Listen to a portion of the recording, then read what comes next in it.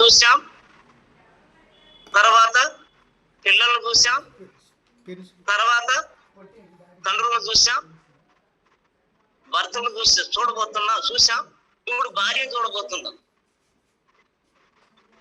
మరి భార్య మీద అధికారం ఎవరికి ఉంది? ఆ భార్య మీద తన భర్తకు అధికారం ఇచ్చింది ఎవరు? ఇచ్చినవాడు గొప్పవాడా, పుచ్చుకున్నవాడు గొప్పవాడా?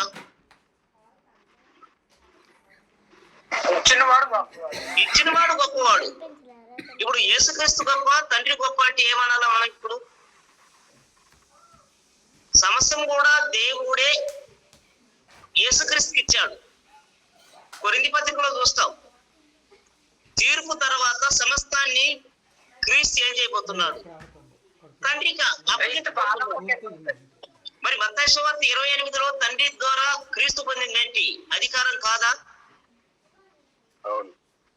సర్వాధికారం పొంది ఉన్నాడా? అప్పుడు అక్కడ ఆయన సర్వాధికారం నాకు ఇవ్వబడి ఉందంటే ఇచ్చే వాళ్ళు ఎవరో ఒకరు ఉండాలి కదా. మరి క్రీస్తు ఇచ్చింది ఎవరు? దేవుడు. అంటే క్రీస్తు గొప్ప, దేవుడు గొప్ప అంటే నేను క్రైస్తవుడు గొప్పవాడు, దేవుడు గొప్ప అంటే ఇచ్చినవాడు గొప్ప. అంటే భార్యల మీద భర్తకి దేవుడే అధికారం ఇచ్చాడు కాబట్టి దేవుడు గొప్ప, భర్త తర్వాత సంగతి.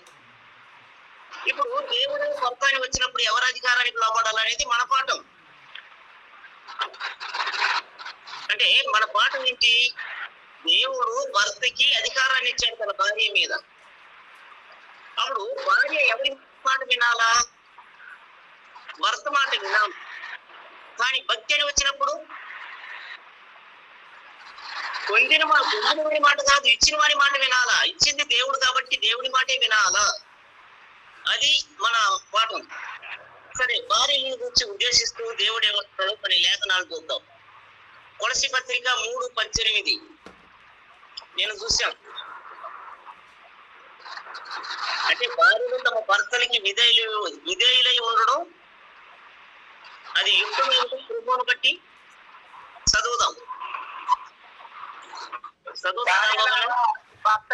భార్యలారా మీ భర్తలకు విధేయులై ఉండుడి, ఇది ప్రభువును బట్టి యుక్తమై ఉన్నది.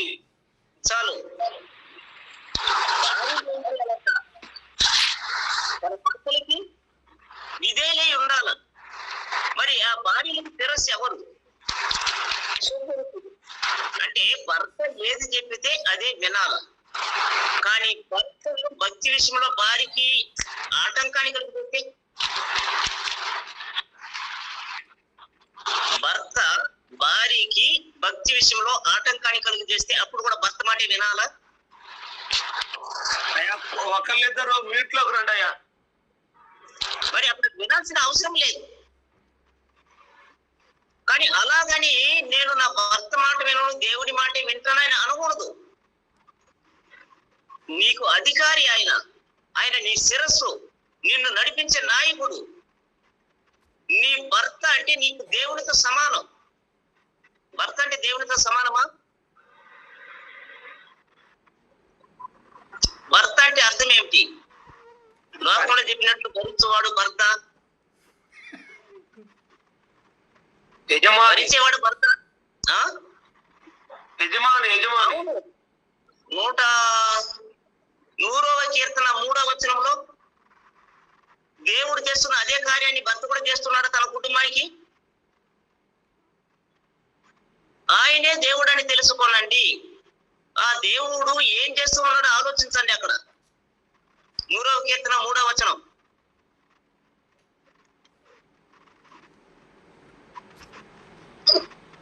చదువుదాం.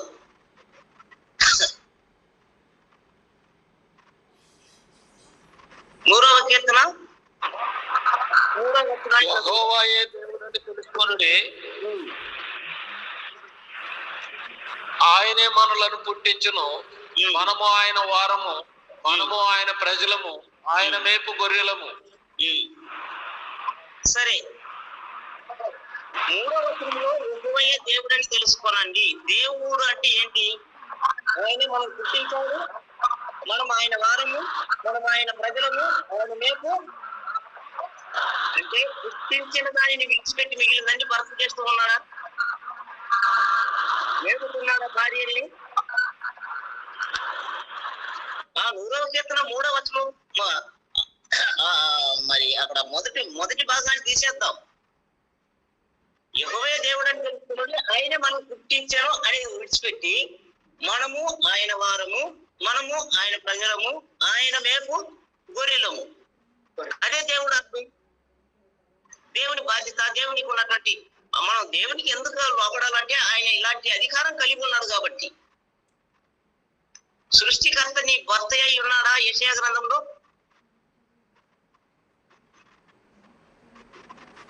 యెషయా గ్రంథం చదువన్నారా బాబనది?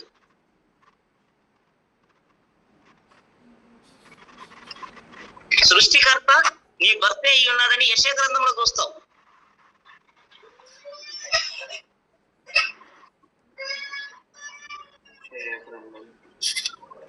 అంటే సృష్టికర్త భర్తే, పోషించేవాడు భర్తే. మరి అక్కడ పోషించేవాడు దేవుడు అన్నప్పుడు మరి ఆ దేవుడికి మన మీద అధికారం ఉందా? నిన్ను సృష్టించిన వాడు నీకు భర్త 54 యెషయా గ్రంథం 54:5 54:5లో సృష్టికర్త మన సృష్టించిన వాడు నీకు భర్త అయి ఉన్నాడు, సైన్యములకు అధిపతి యెహోవా అని ఆయనకు పేరు. చాలు. అంటే సృష్టికర్త నీ భర్త అయి ఉన్నాడని చూస్తున్నాం కదా. అప్పుడు 100వ కీర్తన 3వ వచనంలో ఆయన మనం పుట్టించాడంటే సృష్టికర్తేనా? పుట్టించడం మాత్రమే ఆయన పని, పోషించలేదా? పోషిస్తున్నాడు. మరి అప్పుడు ఆయన దేవుడు అన్నప్పుడు మనం కూడా మన భార్యను పోషిస్తూ ఉన్నప్పుడు మనం కూడా ఏమై ఉన్నాం? దేవుళ్ళమై ఉన్నాం. దేవుడు అంటే మనం మా దేవాది దేవునితో సమానమని కాదు దాని అర్థం. హక్కుదారులు, రారాజు అంటే రాజులు లేరా? ఉన్నారు. రారాజు అనే బిరుదు ఎలా వచ్చింది? కొంతమంది రాజుల మీద ఆయన పెద్ద అధికారిగా ఉన్నవాడిని రారాజు అంటున్నాం. ప్రభువులకు ప్రభువులు అనబడినటువంటి వారు అనేకులు ఉన్నారా? దేవుళ్ళు దేవతలు అనబడిన వారు ఉన్నారా? అంటే ఆ ప్రభువులకు ప్రభువే పరమ ప్రభువులకు ప్రభు యేసుక్రీస్తు. అటు ఇశ్రాయేలీయులు దైవములే, యేసుక్రీస్తు దేవుడే. మరి మనం కూడా ఎవరై ఉన్నాం? మనం కూడా దేవుళ్ళమేనా? యోహాను సువార్త చూస్తాం. దేవుని వాక్యం ఎందరికి వచ్చిందో వాళ్ళందరూ కూడా దైవములే. అంటే నువ్వు దేవుడితో సమానంగా హెచ్చించుకుంటావని అడుగుతారు. అది పొరపాటు. దేవుడి కుమారులు ఏమవుతారు మీరు చెప్పండి? ఎవరైనా ఒకరు దేవుళ్ళు అవుతారు. మరి ఆ కోణంలో కూడా మనం దైవములు కామా? సర్పానికి పుట్టే సంతానాన్ని ఏమంటాం? మరి సర్పానికి పుడితే సర్ప సంతానం అన్నప్పుడు నరుని పుట్టేవాడు నరుడైతే, దేవుని కుమారుడైతే దేవుడు కాకపోతే ఇంకేమవుతాడు? దేవుడే అవుతాడు. చాలా మంది ఒప్పుకోరు. దేవుడు అంటే నువ్వు ఎవరిని సృష్టికర్తానా అంటే సృష్టికర్త అన్న విషయంలో కాదు, కానీ నా తండ్రి దేవుడు అన్నప్పుడు దేవుని కుమారుడు దేవుడు కాడా? మనకంటే నయం పరిసయ్యులు అర్థం చేసుకున్నారు. యోహాను సువార్త 10లో నా తండ్రి అన్నప్పుడు రాళ్ళు ఎత్తుకున్నారంట కొట్టడానికి. అక్కడ ఆ సారాంశం అర్థమవుతుందా? అంటే నేను ఏమన్నానయ్యా, నా తండ్రి అన్నానే, అంతే కదా అన్నాడు. నువ్వు అన్న విధానం ఎట్లుందో తెలుసా? నా తండ్రి అన్నప్పుడు ఆయన దేవుడైతే నువ్వు దేవుని కుమారుడు అయితే నువ్వు దేవుడువా అని రాళ్ళు ఎత్తుకున్నారంట కొట్టడానికి. అప్పుడు ఆయన వివరణ ఇస్తాడు, మీరు అన్నది నిజమే. మరి కీర్తన గ్రంథంలో ఏం రాశాడు? దేవుని వాక్కు ఎందరికి వచ్చిందో వారందరూ దైవములనియు, దేవుడు దైవముల మధ్య నిలబడి తీర్పు తీరుస్తున్నారని. ఈ దైవములు ఎవరంటే ఇశ్రాయేలీయులు. అంటే ఇశ్రాయేల్ దేవుని పిల్లలైనప్పుడు వాళ్ళు దైవములు అయినప్పుడు మనం ఈ దినాల్లో దేవుని కుమారులకు ఉన్నట్టు మనం దేవుళ్ళు కామా? దేవుళ్ళు అంటే ఏకవచనంలో దేవుడు కాడు, బహువచనములో. ఈ ఏకవచనం బహువచనాలను కూడా జాగ్రత్తగా గమనించాలా. ఈ దినాల్లో పాస్టర్ అని పిలవచ్చా?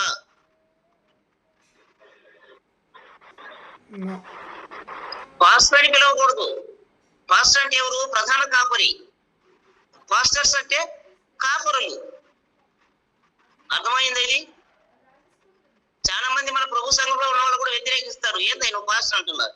అవును, అది సంఘ పెద్దను ఉద్దేశించి మాట్లాడుతున్న మాట. ఎల్డర్స్ వాళ్ళు అర్హత కలిగినటువంటి వారు. సంఘాన్ని కాపు కాసింది ఎవరు? మొదటి శతాబ్దంలో కాపురులు కారా? కాపురులు ఎవరు? పాస్టర్స్. పాస్టర్స్ బహువచనంలో. మరి వీళ్ళు సంఘ పెద్దలు కాపురులు అన్నప్పుడు ఈ కాపురుల మీద ఒక ప్రధాన కాపురి ఉన్నాడా? ఏకవచనంలో కాపరి. మన ప్రధాన కాపరి ఎవరు? యేసుక్రీస్తు. సరే, మనం యాజకులమా? మన యాజకుడు. ఆయన యాజకుడు. ఆయన ప్రధాన యాజకుడు. మనం ప్రధాన యాజకులు కాము. మన యాజకులు. మనది యాజక సమూహం. ఆయన రాజు. ఆయన రారాజు. మనం ఎవరు? రాజులము కామా? అరే, వీళ్ళు బెడాయి చూడరా ఎంత ఉందా ఎస్సీ ఎస్టీలకి. తినడానికి తిండి లేకుండా క్రైస్తవానికి పోయి రాజులు అంటారు వీళ్ళు అని కూడా అపవాసం చేయొచ్చు వాళ్ళు. బ్రాహ్మణులు పదవిని తీసుకున్నారు, మేము యాజకులు అంటున్నారని కూడా అపవాసం చేయొచ్చు. ఇది వాస్తవం. యేసుక్రీస్తు ప్రధాన యాజకుడా? అవును, మనం యాజకులం. యేసుక్రీస్తు ప్రధాన కాపరి. సంఘ పెద్దలను కూడా కాపరులని పిలుస్తూ ఉన్నాం. అప్పుడు అది యేసుక్రీస్తు సరే, భర్త అంటే దేవుడేనా? దేవుడితో సమానం కాదు. భర్తకి దేవుడు అధికారాన్ని ఇచ్చాడు. ఆ అధికారానికి ఆ స్త్రీలు ఏం చేయాలా? సరే, స్త్రీలు కాదు, భార్యలు. స్త్రీలు అంటే అందుకు కాదు, తన భార్య గురించే మాట్లాడుతున్నాడు. ఆ భార్య మీద అధికారి ఎవరు? భర్త. అమ్మాయి, నువ్వు మీ అమ్మగారింటికి పోకూడదంటే పోకూడదు. వాళ్ళ అమ్మ చచ్చినా కూడా పోకూడదంటే కూడా పోకూడదు. చెప్పగానే వెళ్ళిపోతారు. చెప్పగానే వెళ్ళిపోతారు. ఇప్పుడు అది మారింది కాలం. దానికి ఒక లెక్క చెప్పే ఇక్కడ. మా తాత కాలంలో అవును చూసి కూడా మాట్లాడంట. వీళ్ళిద్దరి మధ్య ఒకడు ఉండేవాళ్ళంట. అరే, మీ తాతకి అన్నం కావాలి అడుగురా, మీ నాయనకి అన్నం కావాలి అడుగురా అని. పక్కనే 2 అడుగుల దూరంలోని. ఎంత పెట్టమనరా ఏం వీళ్ళు నేరుగా మాట్లాడుకుంటే. అప్పుడు అట్టపోయింది. ఇప్పుడు ఏమీ లేదు. పిల్లలు కన్నాక తాళి కట్టే రకానికి వచ్చారు. ఇప్పుడు మారింది, ట్రెడిషన్ మారింది, మొత్తమే మారింది. అంటే క్రైస్తవ్యం కూడా మారింది. ఈ కాలానికి అనుగుణమైనటువంటి విధానంలో మనం ప్రవర్తించాలనే లిబరల్స్ వచ్చారంట. కాలానికి తగ్గట్టు. సరే, అంటే భార్య తన భర్తకి లోపడాలి అన్ని విషయాలలో. కొన్ని విషయాలు, అన్ని విషయాలు. భూమి మీద జరుగుతున్న ప్రతి విషయంలో వ్యక్తిగతమైన సరే, సమాజానికి సంబంధించిన ఇదైనా సరే లోబడి తీరాలి. ఒకవేళ భక్తి లోబడచ్చు. భక్తిని వచ్చినప్పుడు మరి లోపడాల్సిన అవసరం లేకపోవచ్చు బహుశా. కానీ దాన్ని కూడా కొంతమంది వంకరగా చూపిస్తారు. భర్త కంటే మించినోడ దేవుడు. మరి ఆ భర్తకి అధికారాన్ని ఇచ్చింది ఎవరు? దేవుడే కదా. మరి అధికారాన్ని ఇచ్చినటువంటి వారిని ధిక్కరించడానికి భర్తకి ఎవరు అధికారం ఇచ్చారు? దేవుడే. కాబట్టి భక్తి విషయంలో తప్పితే మిగతా అన్ని విషయాల్లో కూడా భార్య ఏం చేయాలంటే, అది సామాజికమైన కార్యక్రమం అయినా సరే, తన కుటుంబ సమస్య అయినా సరే, తన కుటుంబంలో కార్యమైనా సరే, భర్త అనుమతి లేకుండా బయటికి పోకూడదు. అంటే ఆ భార్య మీద భర్తకి అధికారాన్ని ఇచ్చి అధికారినిగా చేశాడు దేవుడు. నువ్వు నీ భర్తకు లోపడితే నువ్వు ఎవరికి లోపడుతున్నట్టు తెలుసా? నువ్వు దేవునికి లోపడుతున్నావు తున్నట్టు. ఒకవేళ నీ భర్త అధికారాన్ని నిరాకరిస్తే నువ్వు దేవుని నియమాన్నే ఎదిరిస్తున్నట్టు. ఎఫెసు పత్రిక 5:24. సంఘం క్రీస్తుకు లోబడినట్లే భార్యలు కూడా ప్రతి విషయంలోనూ తమ పురుషులకు లోబడి ఉండాలి. ఎఫెసు పత్రిక 5:24. సంఘం క్రీస్తుకు లోబడి ఉందా?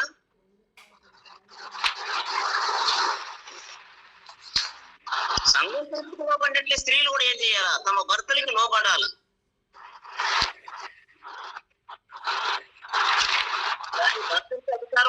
అని గర్వంగా ప్రవర్తించకూడదు. ప్రేమతోనే వాళ్ళని నడిపించాలా,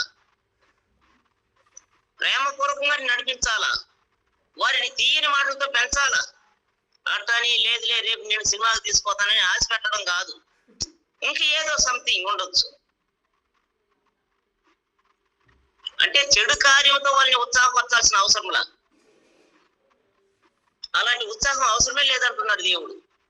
1 తిమోతి పత్రిక 2:11-12 స్త్రీలు మౌనంగా ఉండవలసిన వారే కానీ వాళ్ళు మాట్లాడటానికి అధికారం ఉందా? సమాజంలో భర్తతో మాట్లాడొచ్చు, సమాజాన్ని గురించి మాట్లాడుతున్నాం అక్కడ. 1 తిమోతి 2:11-12 స్త్రీలు మౌనముగా ఉండి సంపూర్ణ విధేయతతో నేర్చుకునవలెను. స్త్రీ మౌనముగా ఉండవలసిందే గాని ఉపదేశించుటకైనను పురుషుని మీద అధికారం చేయుటకైనను ఆమెకు సెలవీయను. చాలు. అంటే నేనేమో స్త్రీల్ని తక్కువగా చేయలా. మరి స్త్రీలు కూడా దేవుడు తిమోతి పత్రికలో అధికారాన్ని ఇచ్చాడు. ఆ అధికారం ఏమిటో తెలుసా? ఆమె ఇంటిని ఏలే ఒక రాణి. చూసారా? అంటే ఇంతవరకు స్త్రీలు చెడుగా చూపిస్తున్నావే అనుకోవచ్చు. దేవుడు ఆమెకు కూడా కొన్ని అధికారాలు ఇచ్చాడు. కుటుంబాన్ని పరిపాలించే అధికారం ఎవరికి ఉంది? చదువు అన్నది తిమోతి పత్రికలో 5వ అధ్యాయం 5:14 అండి. 5:14 ఎన్నో తిమోతి? 1 తిమోతి. సరే. కాబట్టి యవన స్త్రీలు వివాహం చేసుకుని పిల్లలను కని గృహ పరిపాలన జరిగించు నిందించుటకు విరోధికి అవకాశం ఇవ్వకుండా వలనని కోరుచున్నాను. మరి ఇంటి పరిపాలన చదివావా? గృహ పరిపాలన మరి గృహ పరిపాలన జరిగించు గృహ పరిపాలన చేసే అధికారాన్ని దేవుడు ఇవ్వలేదు ఆమెకి. అంటే స్త్రీని ఏమో తక్కువ చేయలేదు దేవుడు. వారు బలహీనమైన ఘటన కాబట్టి వాళ్ళు మొయ్యదగిన భారాన్ని పెట్టాడు. ఇప్పుడు ఒక ఇంట్లో ఒక పిల్లలు చెడిపోతే దానికి బాధ్యత వహించాల్సింది ఎవరో తెలుసా? తల్లి. స్త్రీగా అడుగుతారు, ఏమమ్మా నీ మొగుడు తెల్లారు లేస్తే ఇంకా అది ఇది చూసి 9 గంటలకు ఆఫీస్కి వెళ్తాడు, 8 గంటలకు వస్తాడు, ఇంట్లో ఏం జరుగుతుందో తెలియదు, నువ్వు ఇంట్లో ఉండి ఏం చేస్తున్నావని అడిగే ఎవరిని అడగడానికి అక్కడ అధికారం ఉంది. స్త్రీ భర్తని పరిపాలించేది. పురుషులు వేలలు తెచ్చి ఇంట్లో వేసినా ఇంట్లో ఎంత బియ్యం ఉందని చెప్పలేడు. అసలు ఉప్పు ఏ మూలలో ఉందో కూడా తెలియదు భర్తలకి. అంటే స్త్రీలు కూడా దేవుడు ఒక అధికారాన్ని ఇచ్చి ఒక రాజ్యానికి రాణిగా చేశాడా? ఆ రాజ్యం ఏమిటి? కుటుంబం. కుటుంబ వ్యవస్థలో ప్రధానమైనటువంటి స్థానంలో స్త్రీ ఉంది. మరి ఆ స్త్రీ ఆ ఇంటిని ఏమైనా చేయొచ్చు, అనుకుంటే కాల్చేయచ్చు, లేకపోతే దాన్ని స్వర్గంగా కూడా దిక్కుకోవచ్చు. స్వర్గంగా దిక్కుకునేది ఎవరై ఉంటారంటే సామెతల గ్రంథంలో జ్ఞానం కలిగిన స్త్రీ తన ఇంటిని కట్టుకుంటుంది. జ్ఞానం లేని స్త్రీ ఏం చేస్తుంది? ఇంటిని ఊడబెరుకుంటుంది. అంటే ఊడబెరగడం అంటే ఏదో మన ఇంతకు ముందు ఉన్న కప్పులు లాంటి దాన్ని ఊడబెరగడం కాదు, తన కుటుంబ వ్యవస్థనే పాడు చేస్తుంది. ఇప్పుడు ఉదాహరణకి చాలా కుటుంబాలు చూడు, ఏదో రహస్యంగా ప్రేమ కలాపాలు చేస్తూ ఉంటారు కొంతమంది. భర్తలు బయటికి వెళ్ళినప్పుడు మీ భర్త ఉన్నాడు అడ్డుగా వాడిని తీసేద్దాము, తర్వాత మనం బాగా ఎంజాయ్ చేద్దాం, నీకు అడ్డు ఎవరు ఉండడు అని ఆలోచిస్తారు. కానీ ఉన్నది కూడా ఊడిపోద్ది వాడికి. వాడిని కలుపుతారు, ఎంతో పోలీసులు కనిపెడతారు, వాడిని దీన్ని తీసుకుపోయి బొక్కలు దోస్తారు. ఇక మరి వాళ్ళ పిల్లల సంగతి ఏంటి? ఇప్పుడు ఆ ఒక్క స్త్రీ చేసిన పనిని బట్టి వారి పిల్లల పరిస్థితి బజారును పడ్డాయి, దిక్కులేని అనాథలయ్యారు. ఇప్పుడు ఆ పురుషుని ఇంటి సంగతి ఏంటి? ఈ స్త్రీ ఇల్లు పాడైపోయింది, ఈమె ఊడమేకుంది జ్ఞానం లేని స్త్రీగా. అదే స్త్రీని ఉంచుకున్న మరొక పురుషుడు ఉన్నాడు కదా, ఆ పురుషుని ఇల్లు ఏమవుతుంది? వాడి ఇల్లు ఏమీ కాదు. ఎందుకు కాదంటే వాడు భార్య ఉంది కాబట్టి. ఒకవేళ రాజ్యానికి రాజు లేకపోతే కష్టం, గాని ఇప్పుడు ఇంటికి రాణి కదా ఆమె. రాజ్యం మీద రాజుకి ఎంత అధికారం ఉందో, ఎలా పరిపాలిస్తున్నారో విధానంలో రాణిగా ఈమె కుటుంబాన్ని పరిపాలించాలి. అంటే జ్ఞానం కలిగినటువంటి స్త్రీ ఇల్లుని కట్టుకుంటుంది, జ్ఞానం లేనిది ఇంటిని ఊడబెక్కింది. ఊడబెక్కడం అంటే ఏదో ఆ జనాల్లో ఉన్న ఈ గడ్డి గిడ్డితో కప్పిన కప్పులు కావు. తన జీవితాన్ని, తన కుటుంబ వ్యవస్థనే పాడు చేస్తారు. ఇప్పుడు చెప్పే ఒక ఉదాహరణకి, తన ప్రియుడితో కలిసి భర్తను వేసేసింది. మరి ప్రియుడు పోయాడు, మరి ఆమె పోయింది. భర్త చనిపోయాడు, తల్లి జైలు పాలయ్యింది. మరి ఆ పిల్లల సంగతి ఏంటి? ఆ ఇల్లు ఇప్పుడు ఏమైంది? ఊడబీక్కుందా? కాబట్టి ఇంతవరకు నేను స్త్రీ లోబడాలా, నేర్చుకోవాల్సిందే అది ఇది అన్నప్పుడు దేవుడు ఇంకొక మాట కూడా వాళ్ళకి అధికారాన్ని ఇచ్చాడు స్త్రీలకని ఒక జ్ఞాపకం చేసి. ఇప్పుడు అంటే స్త్రీలు కూడా అధికారం ఉందా? ఎవరికి తగ్గ గర్వం వాడి దగ్గర ఉందన్నట్టే దేవుడు ప్రతి ఒక్కరికి అధికారాన్ని ఇచ్చాడు. పిల్లలకి అధికారం ఉంది, తల్లిదండ్రులకు అధికారం ఉంది, భార్యకు అధికారం ఉంది, భర్తకు అధికారం ఉంది. కానీ వాడి అధికారాన్ని వాళ్ళు లోబడినప్పుడు వాళ్ళు క్షేమంగానే ఉంటారు. అంటే వాళ్ళ విధుల్ని వాళ్ళు సరిగా నిర్వర్తిస్తే వాళ్ళకు సమాధానం ఉంటుంది, సంతోషం ఉంటుంది. నువ్వు చెప్తే నేను చెయ్యాలా అని అనుకో, ఆడది ఏమైంది, ఒకటి వీగుతాడు, వీగిన చెప్తే వెళ్ళిపోతుంది. ఇక్కడ ఒకటి వీగితే ఆడపోతే నా గొంతు మీద చేయబెట్టి అదవడానికి వచ్చాడని కూడా చెప్పింది. మరి కన్న తల్లిదండ్రులు నమ్మరా? వాడు పోయి కట్టాడు వాడికి ఇచ్చానని తర్వాత అత్త మామల దగ్గర అల్లుడు పేరు చెడిద్ది. ఒకవేళ ఇప్పుడు అవసరం, భార్య భర్తలు సంతోషంగానే ఉన్నారు, అమ్మగారికి వెళ్ళి డబ్బులు అడుగుద్ది, అమ్మ ఈ విధంగా మా ఆయనకి ఉద్యోగం వచ్చిందంట, ఒక 50,000 కట్టాలంటే ఇవి అంటే అప్పుడు వాళ్ళు ఏ దృష్టితో చూస్తారు తన భర్తని? ఆ రోజు నేను చంపినాడే, వాడికి ఉద్యోగం చేసి ఇచ్చినామనుకో, నేను నడు రోడ్డు నరికేస్తాడే, వద్దులే వాడికి అని పంపుతారు. అంటే జగడం ఉన్నప్పుడు మనం ఒక్క మాట అన్నా దాన్ని స్థిరపరుచుకుంటారు వాళ్ళు. మనం ఈ భార్య భర్తల తర్వాత ఎప్పుడు జగడం మీదనే ఉంటారా? ఆవేశంలో కొట్టుకోవచ్చు, తర్వాత ఏమైపోతారు? వాళ్ళది 2 శరీరాలు కాదు, ఏక శరీరం. ఒకవేళ ఇద్దరిలో ఉండొచ్చు, అయ్యో కొట్టేశామని ఆమె అనుకోవచ్చు, మన ఎందుకు నోరు జాడామని. ఇద్దరిలో పశ్చాత్తాపం ఉంటుంది. కానీ ఈ శరీరంలో ఉన్న గర్వం ఏం చెప్తుందంటే వారిని చేరకుండా ఆయన మాట్లాడితే మాట్లాడదాం, అది మాట్లాడితే మాట్లాడదాం. అంటే అందుకే ప్రతి ఒక్కరూ కూడా తమ గర్వాన్ని విడిచి భార్య చేయాల్సిన పని భార్య, భర్త చేయాల్సినటువంటి పని భర్త చేస్తూ ఉంటే ఆ కుటుంబం జ్ఞానం కలిగినటువంటి స్త్రీ చేత కట్టబడిన కుటుంబంగా ఉంటుంది. గోవతి కూడా ఎలా ఉందో తెలుసా? 31వ అధ్యాయం సామెతల గ్రంథంలో భర్త టీ పెడితే తాగి 11 గంటల దాకా నిద్రపోయేది గోవతి. ఇప్పుడు అదే జరుగుతుంది. మరి స్త్రీ అన్న స్త్రీ స్థానంలో ఏముంది? కుటుంబాన్ని పరిపాలించాలా.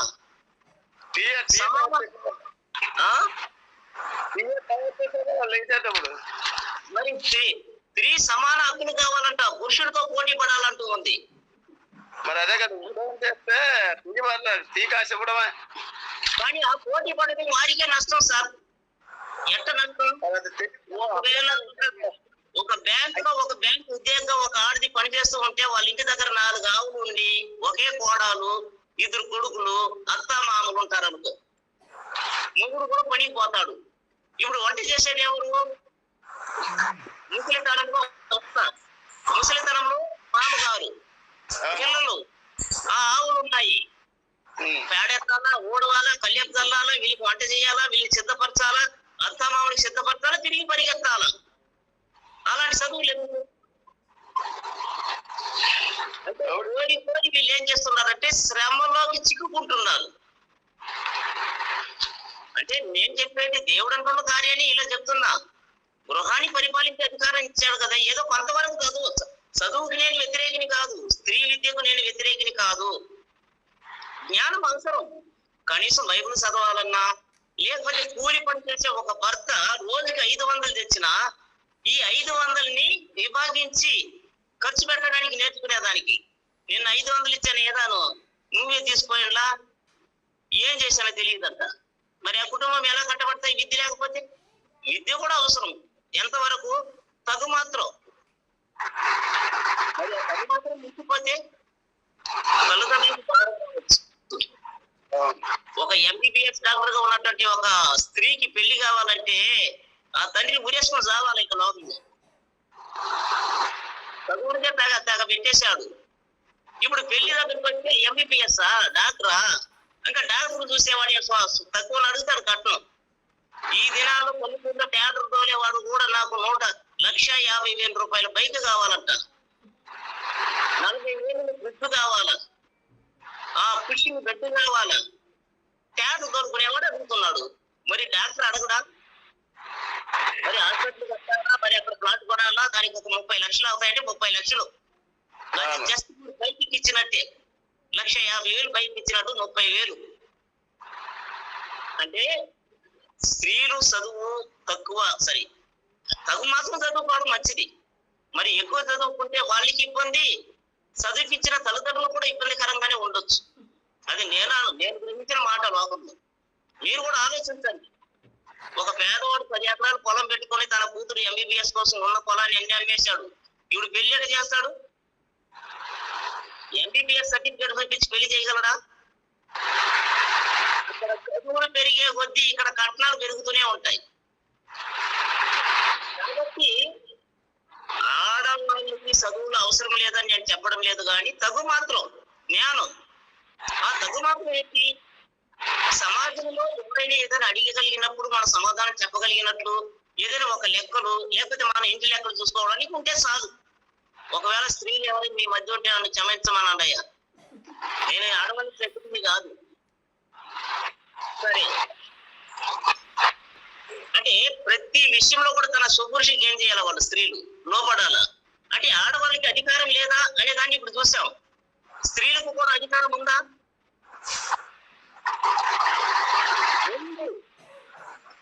పురుషునికైతే భార్య మీదే అధికారం ఉంది, కానీ స్త్రీకి అయితే తన కుటుంబం అంతటి మీద అధికారం ఉంది. కానీ అది అంత గొప్ప అధికారంగా కనబడుతుందా మనకి? మొగుడు అంట. మరి మొగుడికి ఇచ్చిన అధికారం గొప్పదని అనుకుంటున్నాం, కానీ పురుషుల కంటే కూడా ఎక్కువ భారమైనటువంటి అధికారాన్ని దేవుడు ఎవరికి ఇచ్చాడంటే స్త్రీలకే ఇచ్చాడు. సరే, మరలా మనం తిమోతి పత్రికకు తిరుగుతాం. 1 తిమోతి పత్రిక 2వ అధ్యాయం 12వ వచనంలో, స్త్రీ మౌనంగా ఉండవలసినదే గాని ఉపదేశించటకైనను పురుషుని మీద అధికారం చేయటకైనను ఆమెకు సెలవు లేదు. అయితే స్త్రీకి అధికారం ఉందా? ఉంది, కానీ ఆ అధికారాన్ని ఎవరి మీద ప్రయోగించకూడదు.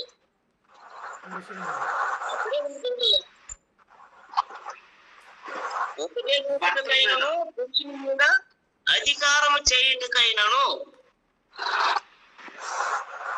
కల్పించాడు దేవుడు.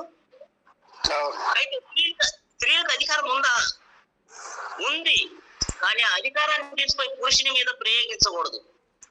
దేవుడు నాకు కూడా అధికారాన్ని ఇచ్చాడు కాబట్టి నేను చెప్పిన మాట నువ్వు వినాలి, అప్పుడు కానీ మన ఇల్లు శోభపడతాయని అనకూడదు. నీది ఎంతవరకు అంతవరకే ఉండాలి, ఒక పరిమితి. ఆ లిమిటేషన్ దాటకూడదు. పురుషుడైనా సరే, స్త్రీ అయినా సరే, అధికారి అయినా సరే. ఇప్పుడు అధికారులు కూడా దేవునికి వ్యతిరేకం లేదని అన్నప్పుడు వాళ్ళు ఆ లిమిటేషన్ దాటుతున్నారా?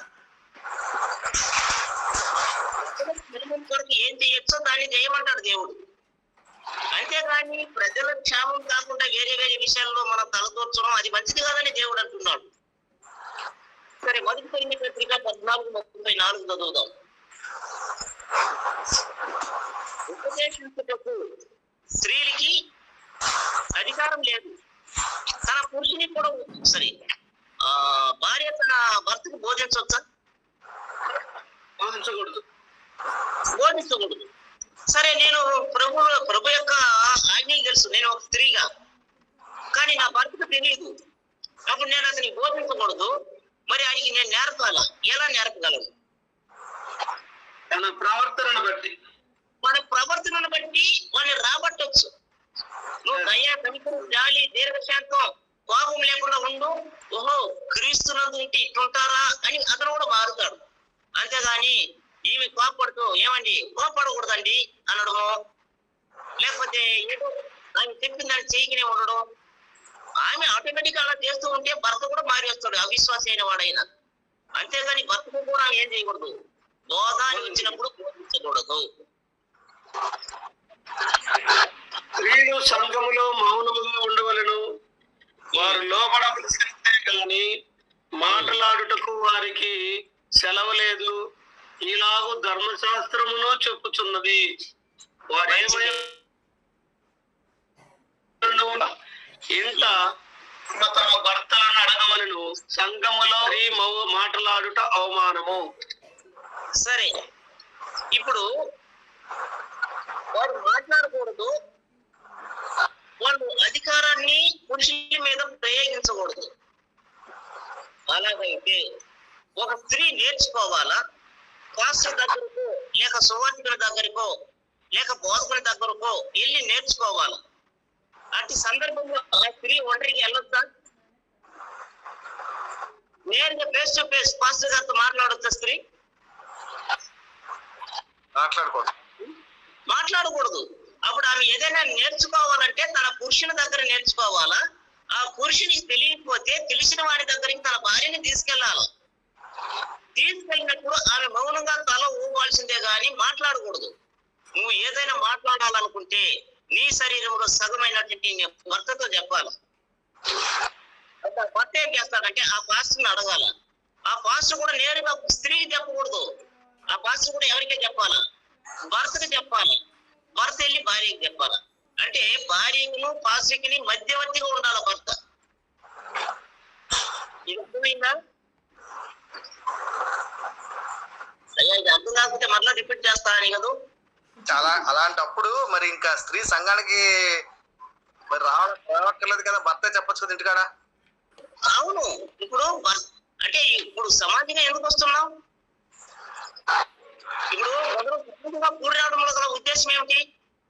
ఎవరెవరికి బయలుపరచబడిన దాన్ని తెలుసుకోవడానికి వస్తూ ఉన్నాం. దేవుని నామాన్ని మహిమపరచడానికి వస్తున్నాం. కొరింథీ పత్రికలు అంటాడు కదా, ఒక ఆయన కీర్తన పాడాలంటాడు, ఒక ఆయన బోధించాలంటాడు, మరొక ఆయన ట్రాన్స్లేషన్ చేయాలంటాడు, తర్జుమా చేయాలంటాడు. ఒక ఆయన అయితే తనకు ప్రత్యక్షపరచబడిన లేక బయలుపరచబడిన దాన్ని చెప్పడానికి వస్తాడు. అలా చెప్పగలిగినప్పుడు మనం విశ్వాసంలో వినేటప్పుడు మనం కట్టబడతాం.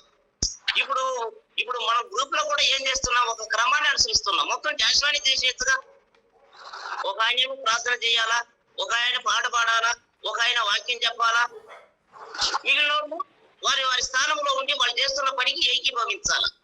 అంటే మీరు మీరు కూర్చొని గమ్మునున్నారని కాదు, మీరు ఏకీభవించడం కూడా ఒక పని.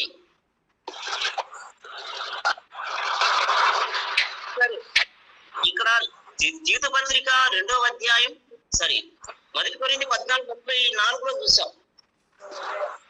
వారు మాట్లాడడానికి సెలవు లేదు. ఇలాగ ధర్మశాస్త్రం కూడా చెప్తుందా? ధర్మశాస్త్రం కూడా చెప్తుందంట. అంటే ధర్మశాస్త్రం కంటే శ్రేష్టమైనది కాదా కొత్త నిబంధన? పూర్వం మోసే చెప్పిన మాట మీరు విన్నారా? మీ శత్రువుని ద్వేషించండి. దానికంటే శ్రేష్టమైన కార్యం ఏం చెప్తుంది? మీ శత్రువులను ప్రేమించండి అంటుంది. అంటే మత్తయి సువార్త చెప్తూ పోతాడు కదా, మీరు విన్నారు కదా, పూర్వం మీరు ఉన్నారు కదా, కానీ అది అలా అంటుంది, ఈ నిబంధన ఇలా అంటుందని చెప్పుకొస్తాడు. అంటే ధర్మశాస్త్రంలోనే స్త్రీలు మౌనంగా ఉండాలంటే దానికంటే శ్రేష్టమైన ఈ నిబంధన మరి శ్రేష్టమని చెప్పి ఎంతవరకు దాన్ని అంగీకరించాలా? 100% సరి. స్త్రీలు మౌనంగా ఉండవు అంటే వాళ్ళు మౌనంగా ఉండడానికి గల కారణాలు కూడా ఉండొచ్చు బహుశా దేవునికి. స్త్రీలు బలహీనమైన ఘటమా? అవునండి, అవును, బలహీన ఘటం. ఏదైనా అన్నామని ఇంతకుముందు కూడా ఒకసారి అన్న, అక్క నీలాగా దాన ధర్మాలు చేసే స్త్రీ నేను ఎక్కడ చూడలేదంటే, ఉండేది మొత్తం కూడా ఊడి తీసి కమ్మల్లో మొత్తం తీసి ఇతనైనా తీసుకోరని రకం. అంత దయగలిగినటువంటి వారు వాళ్ళు. అంటే మంచి కార్యానికే కాదు, మంచి కార్యానికి ఎంత దయనీయ స్థితిలో ఉన్నారో చెడ్డ కార్యానికి కూడా అదే దయగలిగిన స్థితిలో ఉంటారు. మంచికి గాని చెడుకు గాని. అది మంచి తెలియదు, చెడ్డదిగా తెలియదు. అంటే ఇలా మాట్లాడే వాళ్ళు ట్రాప్ పెడుతున్నారని, ఊరి పెడుతున్నారనేది వాళ్ళకి తెలియదు. కానీ మనం అయితే అంటాం, ఏరా నాకు గుర్తు చేస్తున్నావా అంటే నన్ను చల్లగా బయట లేని తొక్కడానికా అని మనం అంటాం. కానీ ఆడవాళ్ళు ఎప్పుడైనా అలా అన్నారా? ఆది నుండి ఇప్పటి వరకు కూడా అలా అనకనే సిక్కుకున్నటువంటి స్త్రీలు చాలా మంది ఉన్నారు. కానీ స్త్రీలలో కూడా లాలన మాటలు చెప్పే స్త్రీలు ఉంటారంట. అది జాగ్రత్త. మరి పురుషులే కాదు ఈ గురి పెట్టేది, స్త్రీలు కూడా పురుషులకి పెడతారు. ఆ ఊరిలో పడేది ఎవడంటే జ్ఞానం లేని వాడు పోయి పడతాడు. సాంఘిక గ్రంథం 5, 6, 7 అధ్యాయాలు ఉంటాయి ఆ ఊరి. వాళ్ళ మాటలు నూనె కంటే నునుపుగా ఉంటాయంట. అది ఎవరినో ఎత్తుకుంటూ పోతే నాలాంటి వాడు కనబడితే నిన్నే ఎత్తుకున్నానంటే నేను ఆ దెబ్బతో పడిపోయానంట. చల్లగా మాటలు లోపొచ్చుకొని తీసుకుపోతూ ఉంటే అతను ఎలా పోతున్నాడంటే బతకబో పశువులాగా పోతున్నాడట, గంభీరంగా పోతున్నాడట. కానీ వాడు ఊరి దగ్గర పోతున్నాడని తాను ఎరగనే పోతున్నాడట. అంటే వాళ్ళలో ఉంటే వీళ్ళలో ఉంది. కానీ పురుషులైనా సగానికి సగం జ్ఞాన ప్రవర్తన కలిగి ఉంటారు, కానీ స్త్రీలైతే పొగడుతో పడిపోతారు. కానీ పరిశుద్ధ గ్రంథంలో పురుషులు పడినటువంటి వారు కూడా ఉన్నారు. ఇప్పుడు సంసోను దెలీలా సంగతి ఏంటి? పడగొట్ల. అవును, నువ్వు నన్ను ప్రేమిస్తే నువ్వు చెప్పవు, నువ్వు నన్ను ప్రేమించడం లేదు కాబట్టి నువ్వు దాచిపెడుతున్నావని లాలను పోతే నేను చేసిందంటే లాగి కింద పడేసింది. సందర్భాలు పరిశుద్ధ గ్రంథంలో కూడా చెప్పినటువంటి మాటలు సందర్భాలు చాలా ఉన్నాయి. అంటే వాళ్ళు బలహీనమైన ఘట్టం కాబట్టి మాట్లాడడానికి ప్రవహిస్తే వాళ్ళు నిలబడు. నా లాగానే ఉంటాడేమో బహుశా. మాటలు లేదు. ఆ పొయ్యి మీద అన్నం ఉడికి కింద పోయి మాడిపోయి కాలిపోయినా కూడా ఇంకంతే దాని సంగతి. అంటే ఎందుకంటే వాళ్ళు మౌనంగా ఉండడం అన్ని విధాలలో ఆ కుటుంబానికి మంచిది. ఏమీ లేదు, దాని పోత ఏం దక్క అంటే చాలు. ఆ అమ్మాయి కూడా నన్ను చూసి అభ్యాసం చేసిపోతుందంట. సాటి ఆడితే చెప్తున్నా మాట. ఏమి చూడలే, ఏమి వినలేదని పోతూ ఉంటే ఆ బాధలు వస్తుందా? నోరు తెరిస్తే అంతే కాదు. సరే, తీతు పత్రిక 2 అయిపోయింది. తీతు పత్రిక ఏంది రీసౌండ్?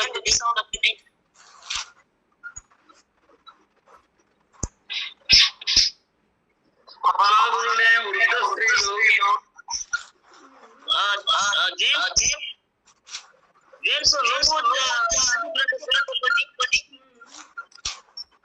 పక్క పక్కనే ఉన్నట్టున్నారు.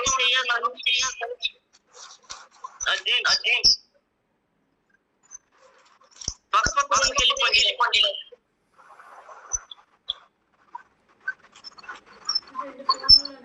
సరే, తీత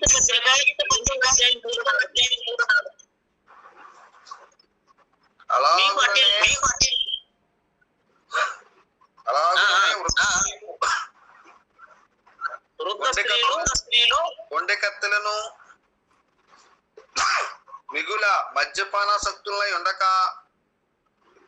ప్రవర్తన యందు భయభక్తులు గలవారై ఉండవలననియు, దేవుని వాక్యము దూషింపబడుకున్నట్లు యవ్వన స్త్రీలు తమ భర్తలకు లోబడి ఉండి తమ భర్తలను శిశువులను ప్రేమించువారును స్వస్థ బుద్ధి గలవారును పవిత్రులను ఇంట నుండి పని చేసుకుని వారును మంచివారునై ఉండవలనని బుద్ధి చెప్పుచు మంచి ఉపదేశము చేయవారినై ఉండవలననియు బోధించుము. సరే, ఇక్కడ తీతు పత్రిక 2వ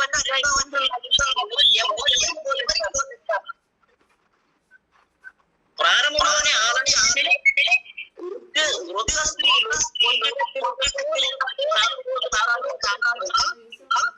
యవ్వన స్త్రీలు అర్థమైంది. ఈ వృద్ధ స్త్రీలు ఏ స్త్రీలు అంటే యవ్వన స్త్రీలకి ఏం బోధించాలా?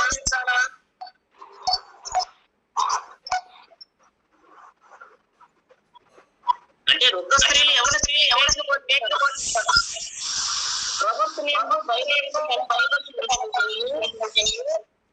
దేవుని యవ్వన స్త్రీలు తమ భర్తలను స్వస్థ బుద్ధి గలవారుగా ఉండున్నట్లును పవిత్రులను ఇంటి నుండి పని చేసుకునే వారుగా ఉండాలని ఈ ముసలి స్త్రీలు, అంటే ఈ వృద్ధ స్త్రీలు యవ్వన స్త్రీలు బోధించాలి. అంటే దీని తీసుకొచ్చి ఏమంటుందంటే స్త్రీలు బోధించవచ్చు అంటున్నారు. అవును, బోధించవచ్చు ఎవరికి అక్కడ భూసింపు పడుకుంటున్నట్లు కామ యవ్వన స్త్రీలకి బోధిస్తూ ఉందన్నమాట ఆ వృద్ధ స్త్రీ.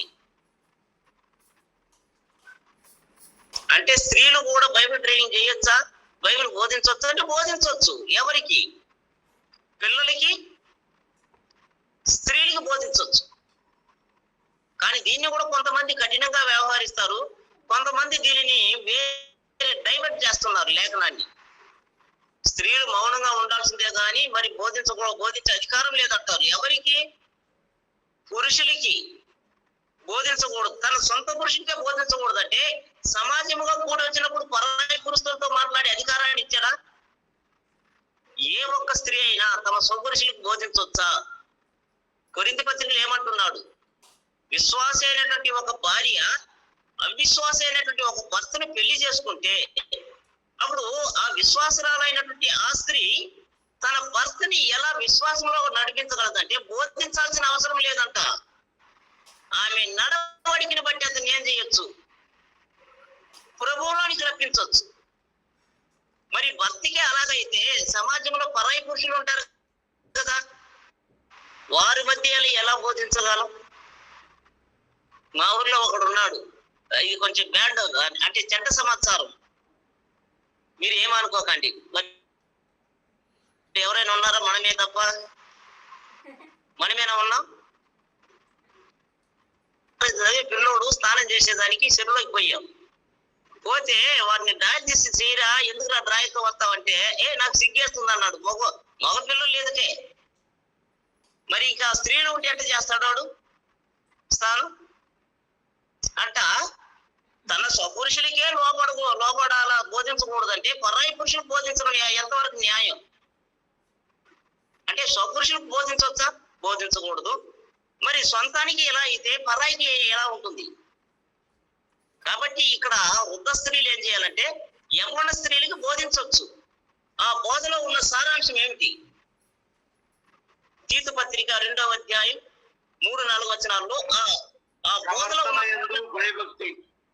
ఆ దేవుని యందు భయభక్తులు కలిగి ఉండాలా, దేవుని వైపు దూషింపబడుతున్నట్టు జాగ్రత్త ప్రవర్తించాలా, యవ్వన స్త్రీలు తమ భర్తలకు లోబడాలా, తమ భర్తలని తమ పిల్లల్ని ప్రేమించాలా, మంచి బుద్ధి కలిగిన వారుగా ఉండాలా, పవిత్రులుగా ఉండాలా, ఇంట ఉండి పని చేసుకునే వారుగా ఉండాలా. ఇదేనా దాని సారాంశం?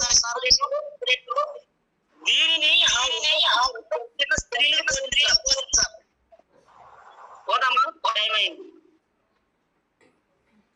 యాశవా ఓకే, ఇంకా 2 నిమిషాలు. జాషువా గారు ఎక్కడ ఉన్నారు?